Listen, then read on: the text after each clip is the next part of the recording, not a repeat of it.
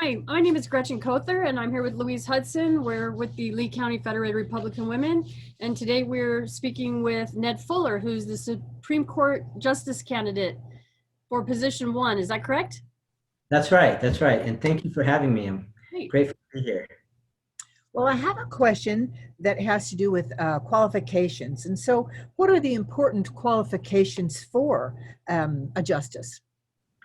That's a great question. There are some constitutional qualifications we have, and of course, everyone meets those that applies and pursues a position like this. But beyond those, I think it's really important for a judge.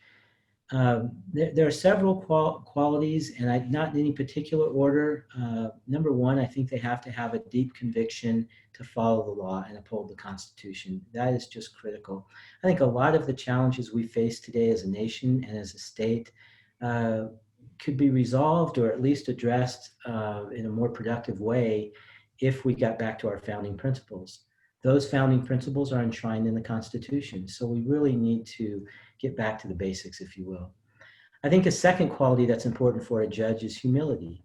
You sit up there, people come in, even though they disagree with you, they're frustrated that you're ruling against them, and they say thank you, and they call you your honor. And you can sometimes confuse the position with the person. And so it's important for a judge to have a sense of humility and perspective. I think it's also important because when you're ruling, what you want to do is follow the law. If you feel that you have all the answers, there's a temptation then to put aside the law and do what you think is right, as opposed to what your constitutional oath is. So I think humility is an important quality. I think it's also important to have judges who are independent and have principles of a judicial philosophy, but that are also willing to listen. And that kind of goes back to that humility. I want to hear both sides of the argument. I want to see if I'm missing anything. I want to read the cases. I want to talk to my colleagues and understand where they're coming from. Now, having said all that, there does need to be a sense of independence. You need to not yield on the principles that are important.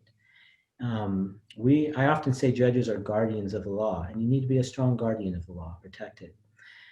The other quality that I think is important is I think we need judges who are hardworking, and I'm not suggesting by talking about these qualities that I'm not casting aspersions at anybody, but I do think that it's important. There's not really a lot of accountability. It has to come from within, and so it's important that we have judges who will work hard and dedicate themselves to that concept of public service, because we really are servants.